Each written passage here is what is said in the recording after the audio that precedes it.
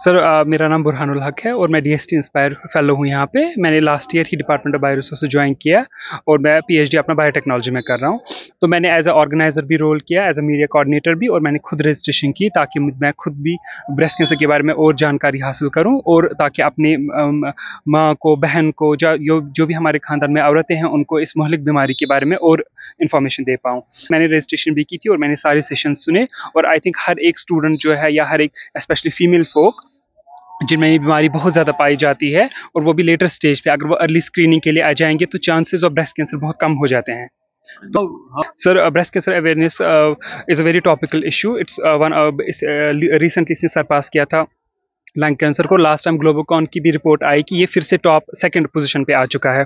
तो इससे हम ये भी, और जो डेथ और ये है वो लेटर स्टेज पे क्योंकि डिटेक्ट होता है तो हम नहीं कर पाते हैं उनका इलाज वक्त पे। लेकिन अगर अर्ली स्क्रीनिंग या हम इनको अवेयरनेस करेंगे फीमेल्स को, उससे वो मेमोग्राफी के लिए आएंगे, टेस्ट के लिए। अगर कोई भी लंप या कोई भी इंडिकेशन होगी कैंसर की तो वो अर्ली ट्रीटमेंट के लिए ऑप्ट कर सकते हैं। तो उस लिहाज से ये बहुत ही इंपॉर्टेंट है। यस सर मैंने डिपार्टमेंट बायो रिसोर्सेज का one of the main reason जो ज्वाइन करने का था कि मैंने 2022 में डॉक्टर मंजूर सर के साथ डिफरेंट डिस्ट्रिक्ट्स में ज्वाइन किया था, चाहे वो अनंतनाग हो, चाहे शोपियान हो, पुलवामा हो, या नॉर्थ कश्मीर हो, स्पेशली कुपवारा जो कि सर का मदरलैंड भी है।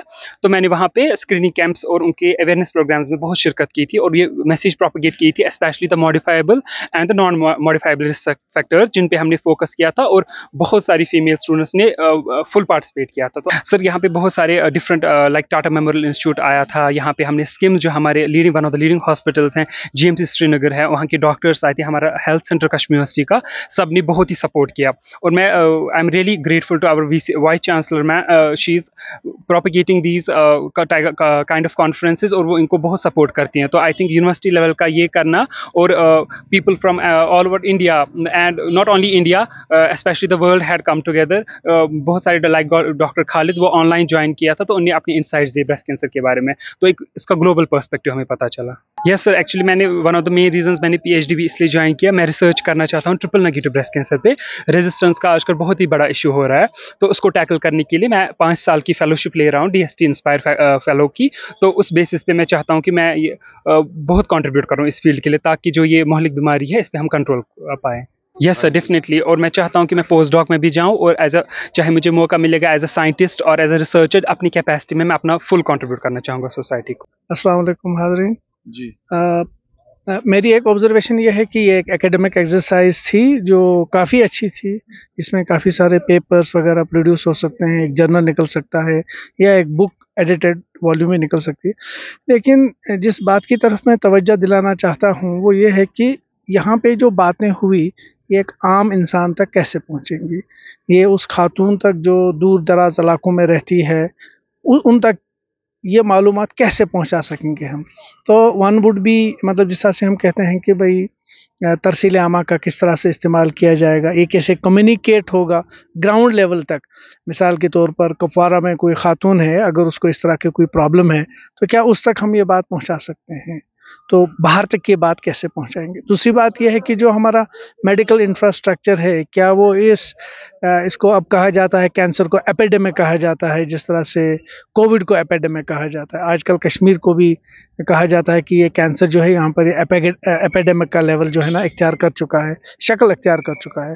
तो क्या इस एपिडेमिक को फाइट करने के लिए हमारे पास क्या इंफ्रास्ट्रक्चर्स है, हमारे पास क्या सहूलियात हैं, तो क्या वो एडवोकेट हैं, क्या वो एनफ हैं, क्या वो काफ़ी हैं ताकि वो इस एपिडेमिक को क्या कहते हैं, मतलब इससे वो लड़ सकें। सर एक तो जहाँ मैं खुद मीडिया का स्टूडेंट रह चुका हूँ, मैं मेडिकल डॉक्टर नहीं हूँ बाय द वे, तो मैं ये अर्ज़ करना चाहता हूँ कि ये जो हमारे पास अखबारात हैं या फिर यूट्यूबर्स हैं या फिर ये जो कम्युनिकेशन के जो हमारे पास जो भी फैसिलिटीज़ मौजूद हैं, मुझे लगता है उनके साथ कुछ मैं MOU साइन करके उनके ज़रिए से इस इंफॉर्मेशन को हर सुबह हर शाम किया जा सकता है। एक तो ये बात है। दूसरी बात है, जहाँ जहाँ भी ये एजुकेशनल इंस्टीट्यूट्स हैं, उन एजुकेशनल इंस्टीट्यूट्स में वुमेन्स कॉलेज हैं या वुमेन्स सेंटर्स हैं, वहाँ पे जाके इन प्रोग्राम्स को प्रमोट किया जाना चाहिए, जिनको हम बोलते हैं अवेयरनेस ड्राइव होनी चाहिए या फिर अवेयरनेस कैंपेन होनी चाहिए,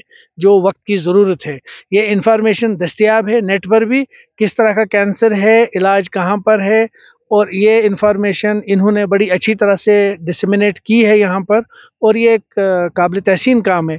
लेकिन अब ये लोगों तक पहुँचाने के लिए जो है ना, मीडिया का इस्तेमाल होगा, लोगों का इस्तेमाल होगा। लगता है ये वक्त की अहम तरीन ज़रूरत है कि तमाम सिविल सोसाइटीज़ को और तमाम जो मीडिया के चैनल्स हैं, तमाम अखबारात, तमाम यूट्यूबर्स और तमाम जितने भी NGOs हैं, उनके साथ मिल के एक वो लाहे अमल मुरतब किया जाना चाहिए, जिससे ये मालूमात जो है ये आम लोगों तक पहुंच सके। ये अहम तरीन ज़रूरत है। मुझे लगता है इस कॉन्फ्रेंस के बाद कॉन्फ्रेंस के ऑर्गेनाइजर से मेरी ये भी दरख्वास्त रहेगी कि 6 महीने के बाद एक वो क्या कहते हैं, एक वो मुहासबा किया जाना चाहिए कि क्या हमने जो यहाँ पे मालूमात फराहम की, तो क्या ये आम लोगों तक पहुँची या नहीं, अगर पहुँची तो कितनी पहुँची और उन लोगों को कितना फ़ायदा पहुँचा।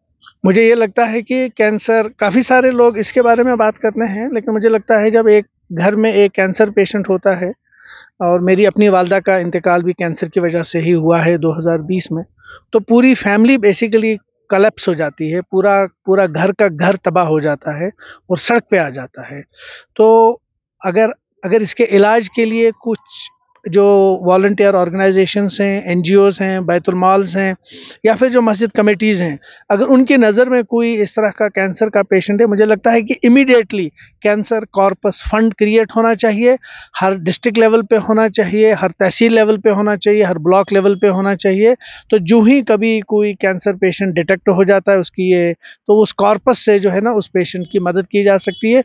और जीस्त ने एक अहम कदम इस बारे में लिया है कि उन्होंने, कि आप जो है सदका, खैरात या इन्फाक 1 रुपया हर दिन दे दें आप, तो वो रुपया जो है ना वो इस्तेमाल होगा इस तरह के कामों के लिए। और मुझे लगता है कि ये एपिडेमिक को, जिस तरह से हम किसी तूफ़ान की तैयारी करते हैं, जिस तरह से किसी सैलाब की तैयारी करते हैं, कोई ट्रेजेडी होती है, फायर ट्रेजेडी होती है, कुछ और होता है, तो उससे निपटने के लिए जिस तरह से तूफ़ानी इंतज़ामात किए जाने चाहिए, इसी तरह से कैंसर के लिए भी ज़रूरी है कि हम लोग जिस तरह से तूफ़ानी इंतज़ाम करें, मतलब आउट ऑफ द वे हमको जाना है। This is not an normal challenge, this is an abnormal challenge for us. नहीं, मुझे लगता है कि जीस ने काफ़ी सारे इनिशिएटिव्स लिए हैं। वो जो ही किसी पेशेंट को कैंसर डिटेक्ट हो जाता है और कहीं तरह से कोई अपील आ जाती है, तो बहुत सारे हजरात लोग ऐसे हैं, साहिब सरवत वो भी, और जिनके जो खुद इस ट्रेजेडी से गुजरे हैं, और उनके अलावा काफ़ी हजरात ऐसे भी हैं जिनका इसके साथ कुछ दूर का भी लेना देना नहीं है, तो वो सामने आते हैं और उस कैंसर पेशेंट की मदद कर सकते हैं। लेकिन अगर आप ये कहेंगे कि ये सिस्टमेटाइज नहीं हुआ है, इसका कोई सिस्टम नहीं बना है, इसका एक मुकम्मल कंप्रहेंसिव एक सिस्टम एक बनना चाहिए, कैंसर कॉर्पस फंड बनना चाहिए। और हम कोशिश कर रहे हैं कि हम एक नूर कैंसर फाउंडेशन जो रजिस्टर हो रही है, इंशाल्लाह 1 हफ्ते में वो रजिस्टर हो जाएगी। सो वो जो है ना, वो कंप्रहेंसिवली डेडिकेटेड रहेगी उन पेशेंट्स के लिए जिनको इलाज की ज़रूरत है, उनकी मदद कर सके जिस तरह से भी क्या कहते हैं, हद्दुल इम्कान जो भी हमसे हो सकेगा। कि क्योंकि कैंसर पेशेंट से, आपका जो एक कैंसर पेशेंट है, एक तो उसकी जान को खतरा होता ही है, लेकिन घर में माशी बदहाली आ जाती है, बच्चे स्कूल जाना बंद करते हैं, लोगों की नौकरी पे असर पड़ जाता है। अगर आप प्राइवेट काम करें तो आपको नौकरी छोड़ के कैंसर पेशेंट की जो है ना देखभाल करनी पड़ती है। मैंने खुद इसका तजुर्बा किया है, मैंने खुद इस्तीफ़ा दिया है और 6 महीने तक मैं अपनी माँ की देखभाल करता रहा। मुझे पता है इस बात का कि फैमिली जो है किस तरह से डिस्टर्ब हो जाती है।